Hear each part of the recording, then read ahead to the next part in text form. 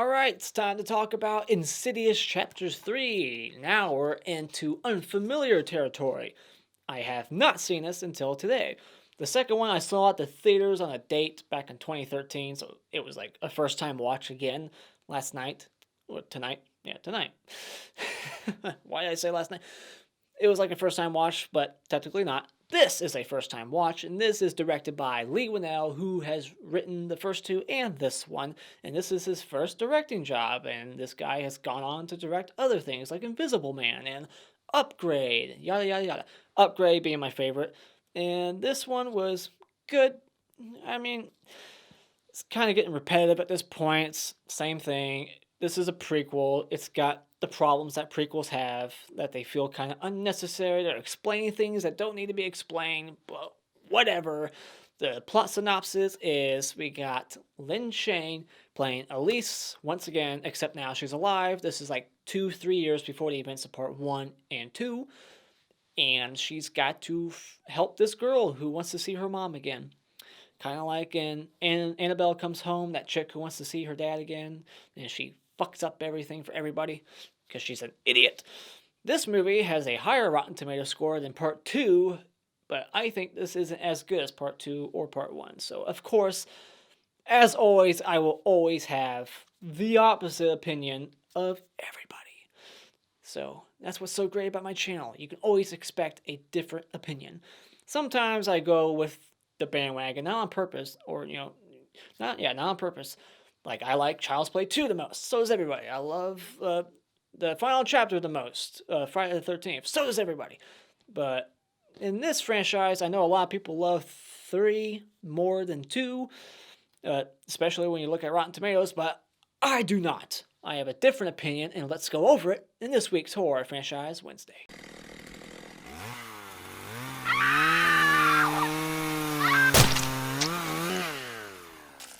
Alright, let's talk about this movie, the positives for Insidious Chapter 3. The working title, Into the Further. James Wan could not come back to direct this, by the way, because he was making Furious 7. And I'm glad he did that, because I thought Furious 7 was one of the best Furious movies. So, the positives, let's get back to that. I like the breathing ghost. The main demon, whatever, guy in this movie, I think is actually the scariest of the 3 movies so far. I haven't seen 4 yet. I'm about to watch that right after this review. I'm going to pop it right in, so I can't wait for that. But this demon guy is the best so far, so it's funny that this isn't my favorite. The first one is, and part 2 I like better, but this one has the better main villain. It also has the best scare, is it a scare? I guess, sure, of the entire franchise so far. Like I said, I haven't seen part 4, but so far, the best scare, the moment that just made me go, holy shit, did not see it coming, but still not enough to make this better than part 1 and 2, but whatever. So yeah, it's just funny, it's like, this has the best scare, it has the best villain, but it's still not the best Insidious, in my opinion. I like that we get to explore Lin Shaye's character Elise a lot more. She's alive again, because this is a prequel, and we get to find out about a husband that she had, and we see her with Carl, and how their relationship was, and she has a dog that we never knew about. So, and we find out how she meets those 2 guys in the first movie, Tucker and Specs, and they reprise their role in this movie. Once again, cast continuity. Can't say it enough. We got cast continuity here. We don't have the family in part 1 and 2 back, because that would just be redundant at this point.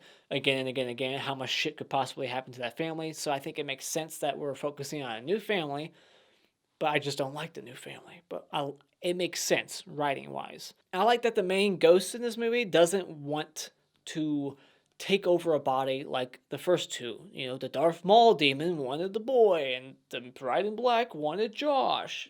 And this one, this demon's like, I just want you to die. I want you to hang out with me in this big old apartment complex, just hanging out in the further with me.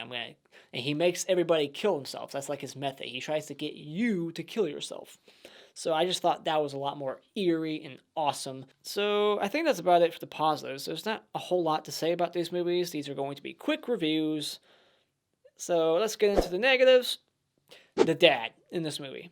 I didn't care about him at all. I thought his performance was wooden. Very, just not emotional at all. Like, seeing his daughter go through what happened to her, seeing her in the hospital, seeing her in this situation, the man hardly sheds a tear ever. Like, did he not possess that talent? Do they not want him to cry? I want more emotion from this guy. I want to believe that he loves his daughter, but I didn't get enough of it. I don't think it's not like so bad that I think he just flat out hates the daughter, but it's just not enough. He's too wooden, in my opinion. I just wanted more from the guy. He's buff, but that's it. The guy looks like he worked out. So the humor in this movie is not needed. I think the humor goes a little bit further than part 1 and 2. With the Specs character and Tucker, it's just misplaced. And then the way this movie ends, the humor there is cringy. When they're walking down that road and they're holding hands like they're going down the yellow brick roads, the Wizard of Oz, they might as well have just been skipping, have a little basket, toss flowers like they're at a fucking wedding. It was just corny as hell. They should have just had some weird music. Go for broke. Just make the whole movie a comedy. And then Elise, she's dropping a one-liner like, "Come on, bitch. Give me your best shot." And some people might like that, but to me, when the whole movie's grim and it's mostly serious, and then you drop that line from an old woman like, "Come on, bitch. I can beat your ass, ghost." It's just odd. And I don't care for that. And it's just unnecessary. The movie feels like an unnecessary origin story to figure out how Elise met Tucker and Specs. We now know, and we now know why Tucker is the more technical one, and why Specs is the one that draws and writes. We know that now. We heard that conversation, and we know why they dress the way they dress in the first 2 movies, because we needed that explanation. And the brother in this movie, the only thing he does story-wise is add stress and responsibility to the father. That's it. Other than that, he does nothing important. He's not memorable. He's so forgettable that there's a moment where he pops up towards, like, in the 3rd act to help out for, like, a brief moment. I'm like, oh yeah, they have a son and she has a brother. Holy shit, I forgot about him. And then there's these 2 friends and they disappear so quick. There's a welcome home, like, get well soon, whatever, like, and the person goes home and there's balloons and streamers, like, welcome back, we're so glad you're okay. And then the party's over, like, immediately. It was just jarring when it happened. That quick. Like, wow, they really care about her signing the cast, and then, all right, bye-bye. We're not going to see you again in the whole movie. Like, this main girl has these 2 friends, and they don't use them in the movie. I think that they just wanted to focus on the family. But then again, the brother, like I said, where is he? It's just the girl and Elise throughout the whole movie, and, Specs and whatnot. So these 2 friends, almost completely useless. I don't think they do much story-wise. They're not important, but they seem the most interesting to me. I wanted to see more of that girlfriend. The one who's like, all right, come on, Lesbo. Come on, Lesbo. These 2 guys walk by and they accuse the main girl, Quinn, and her friend of being lesbos, and she's like, yeah, whatever. Come on, Lesbo. She's just funny. I like that girl. And then she's gone. So that's a shame. And holy shit. So part 2 sets up a sequel, and it's completely ignored in this one. I thought at any moment it was going to, like, tie in. It was going to go full circle. Or it's going to explain what the hell Elise saw at the end of part 2, and now we never get that answer. It's annoying, because they set that up, and it's very intriguing. Like, oh my gosh, what did she see in the corner? And then you get to part 3 2 years later, no answer. And then there's jump scares in this movie, like a lot more. Like, and the scares are a little bit more predictable than they ever were before. Like, you just see the camera panning up the wall. Boom, there's the monster.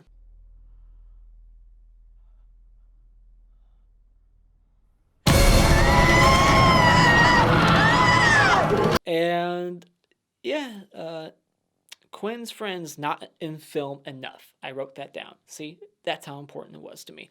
So yeah, it was a little underwhelming, but it's still a good movie. It's not a terrible movie by any stretch of the imagination. It's still got decent acting. I mean, I think Elise is the best actress in this movie. Like I said, the dad's a little The main girl in this movie is fine. I mean, they flesh her character out enough.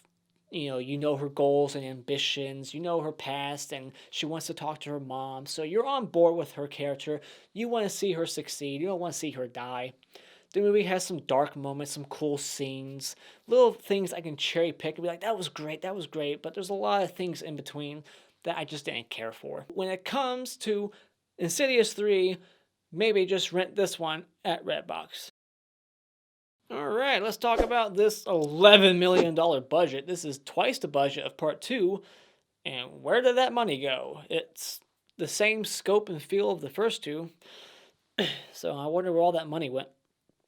The dog's name in this is Warren, and that's an obvious reference to the Warrens in the Conjuring universe.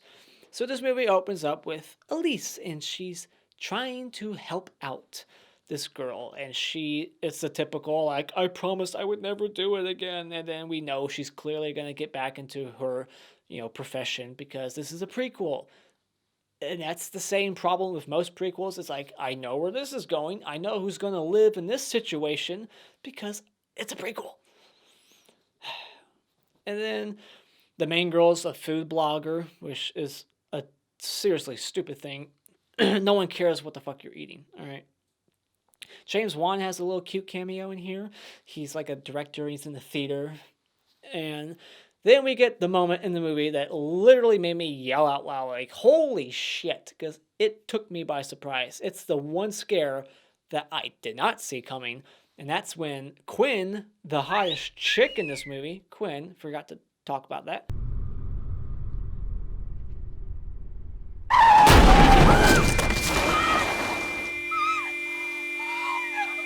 She just gets hit by this car out of nowhere, and it's like all in one shot. I mean, it's a digital effect. They like cut, they show, like, they use cables, they yank the chick out, and then they put a dummy in. I saw the behind the scenes, how they did it, because I wanted to know, like, it looks real. The way they went about editing that shot, it looks like she got hit by the car, and then she went sliding across the asphalt, just scraping and destroying her body. And then when we see her face, like, it's just like a little bump on the face. Get the fuck out of here. And then her legs are broken. That's the only damage, was her legs that broken, and a little black eye. No, destroyed. She got hit like 30 miles an hour, thrown across the concrete or asphalt. Her body would be scraped up, blood everywhere.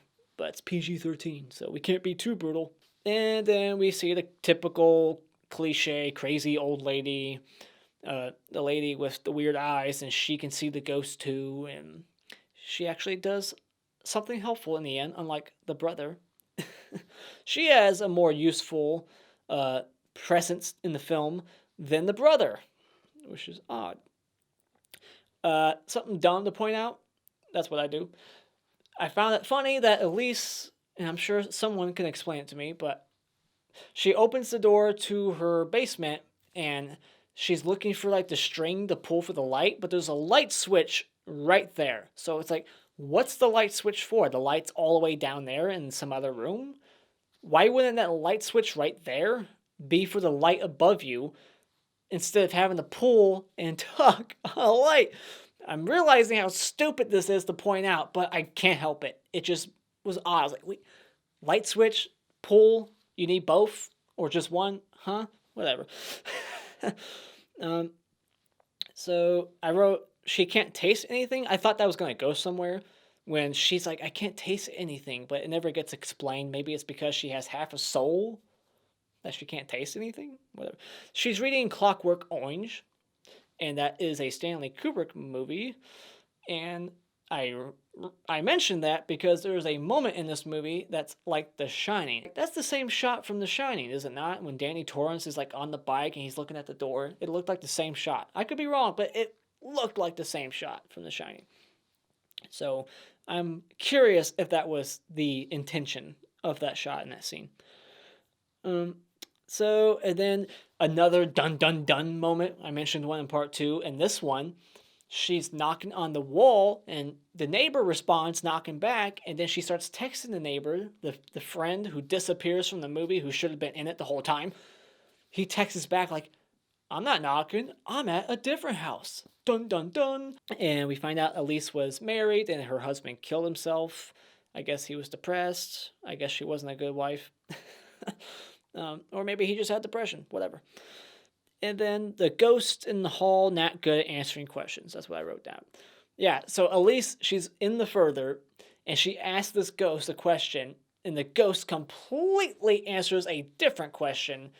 So I just wrote, ghost not good at answering questions.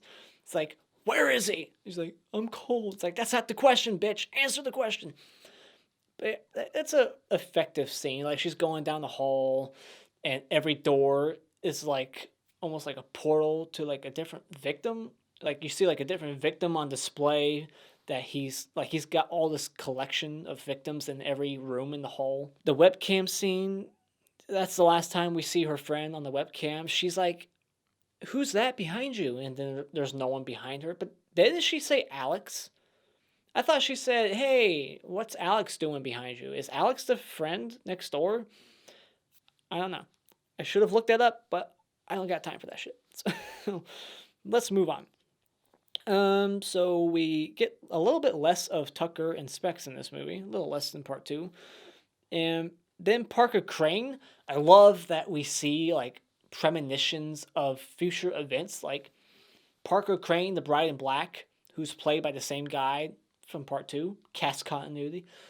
He's like strangling Elise on the same couch. It looks like the same chair from the first movie, and I love that. Then we get that scene where Quinn, she's like possessed and she's walking on her casted legs and she kicks the cast open. That's a great scene.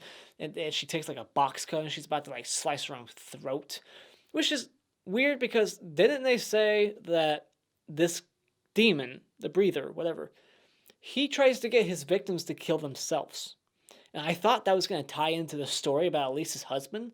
It's like, oh, the husband, he killed himself. Maybe that's why. It's going to tie in. It's going to, maybe be a little too, coincidental, but this ghost would be responsible for Elise's husband's death. And therefore, it would motivate her more to help this girl in her situation. But that never happened. He just killed himself. So I thought that was going to tie in. But anyways, where was I?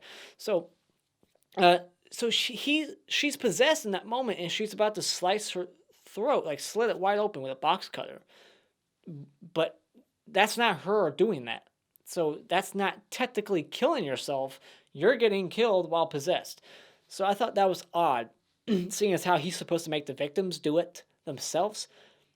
But if he's the one controlling them, then they're not technically doing it themselves. So that's cheating. The son finds out. Yeah, so there's the purpose. I've been searching for it. So the brother, who almost does nothing, and you forget he's in here, he's the one who goes, hey, I know about Specs and Tucker, their little web series on YouTube. Check them out. So that's how they get introduced into this movie, is because of the son/brother. There's his role, there's his purpose. And then we see those pics again from the first movie of Josh when he's a kid in The Bride in Black.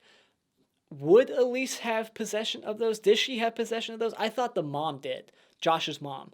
But apparently Elise is the one that has the pics. I thought Josh's mom did. And Carl's back, and we see him again. I guess that's more cast continuity. They don't do much with him, but it was nice to see him. Oh, God, and then we get that scene where she's like, come on, bitch, give me your best shot. It's so bad. And so Lily, the mom, the one that this main girl Quinn's been trying to reach the entire movie, finally pops up to say her last goodbye.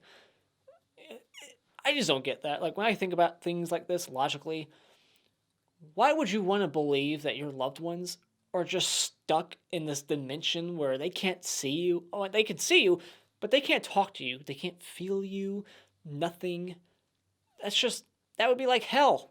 Seeing your loved ones and not being able to tell them that you're there and that you can hear them and whatever. Like, why would you want to believe in that shit? I wouldn't.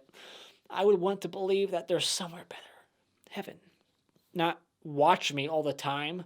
That would be weird, taking showers, taking shits, jerking off. Like, my mom, who's dead, might be watching me right now. It's just so stupid. No, they're gone. They're not watching me. It's just, I can't help but think about stupid shit like that in movies like this, where they are like, don't worry, they're always going to be right next to you. Don't worry, they're always going to be there. It's like, I don't want them to be there. I don't want them in my bathroom, and I don't want them in my bedroom when I'm having sex. I want them gone. And then, the ending shot of this movie is dumb. It makes no sense story-wise. So, let's try to make sense. Well, you help me.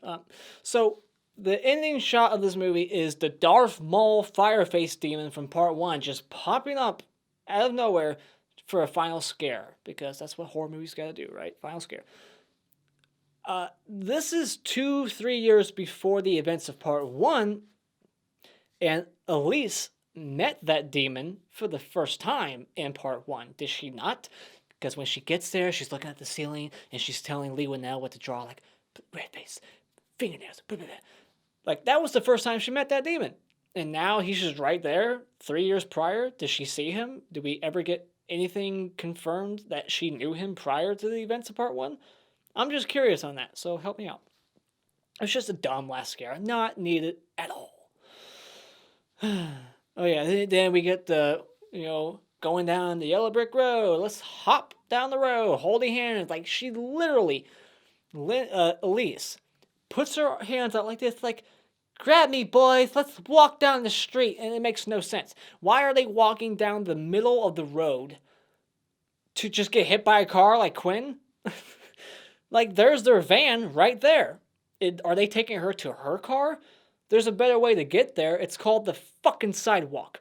If there's anything I can't stand in life, if I made a top 10 list of things that piss me off, is people who refuse to use sidewalks.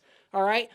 I don't care if you're jogging or on a bicycle. Get the fuck on the sidewalk. I will run your ass over when it's the purge. If the purge was a real thing and murder was legal, I would murder all those bastards on the road. I gotta get my jog in. Fuck the sidewalk that's right there that the city makes for us with our tax dollars. Like, you're gonna not use the sidewalk, you deserve to get hit by a car. I can't stand that shit. Oh my gosh, I'm getting very mad. But yeah, it's just a dumb scene. Like, going down the road. Grab me, boys, let's go. It's so weird. But yeah, I'm done bitching. So those are my thoughts on Insidious Chapter 3. What did you think about this movie? Put all your thoughts of it in the comments below.